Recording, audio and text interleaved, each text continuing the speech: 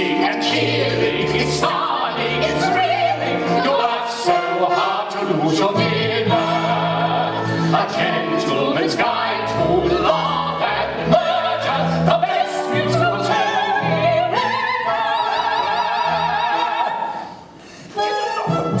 Well, Downton is so huge all around the world, and this show is a really, really funny show. I don't take myself too seriously, and we all have a good laugh, and yeah, it's a lot of fun. It's a parody of Downton Abbey called Upside Downton, featuring over 30 of the characters, all played by me, doing impressions, but there's also other celebrities as well. And Downton is in financial ruin because Lord Grantham has invested all of his money into Radio Shack, and I thought it would work, but unfortunately it hadn't. But also there's other characters like Mrs. Patmore the cook, and me, Mr. Carson, and also Mrs. Hughes, who will be there helping Mr. Carson on his way, and it's on from the 30th of September through to the 18th of October. Disgrace is a play written by Ayad Akhtar, who's one of America's most exciting up-and-coming playwrights. It's a play for me that's about 5 different people who are struggling with how they feel they need to act and who they really are inside. When we were growing up, our parents said, you know, never talk about race and religion at the dinner table. But among our generation, we feel like, oh yeah, we can talk about that stuff, you know, like hashtag I'm liberal, I'm cool, I understand everyone's point of view. And this play really challenges that idea that people can have those conversations and not take it personally.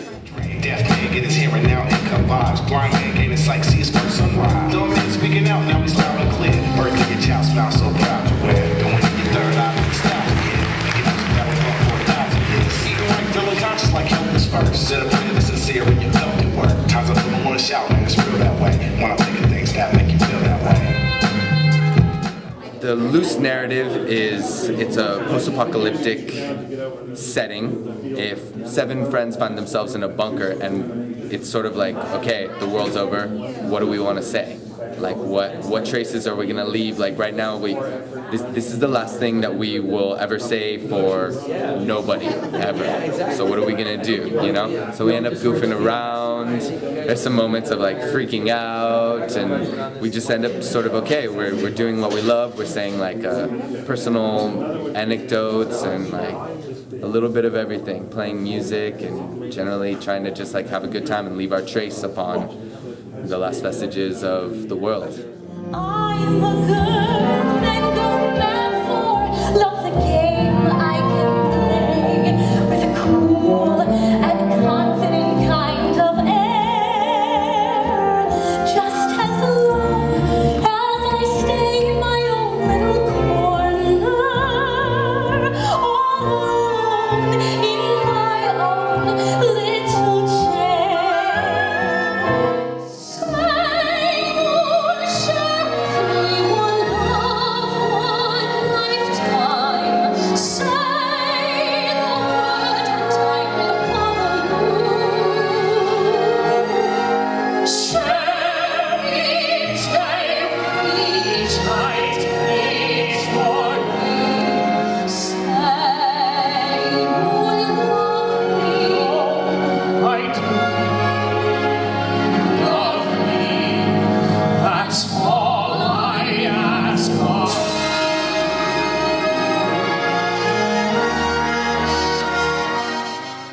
Let me start with the fact that the show still retains Andrew's classic, beautiful music, same tale that was told, but we've taken it to the 21st century. We've included technologies that we didn't have before. Same beautiful costumes by Maria Bjornsson. Paul Brown's new set is amazing. It's truly spectacular, as we have in the title right here. But yeah, we focused on the tale, and I think the product speaks for itself. Cameron McIntosh, again referenced, who I work for, specializes in that. He specializes in that escapism and really allowing audiences to forget where they've come from and lose themselves in what they're seeing in front of them. So I think we do that really well here, and it feels refreshed. in its differences. And yes, I know I might get in trouble if I say it's better. It's not better. It's just different. It's just different. And people who know the show well will find certain elements to be clearer, and people who don't know the show at all, I think, will be introduced to it in a really, really special way.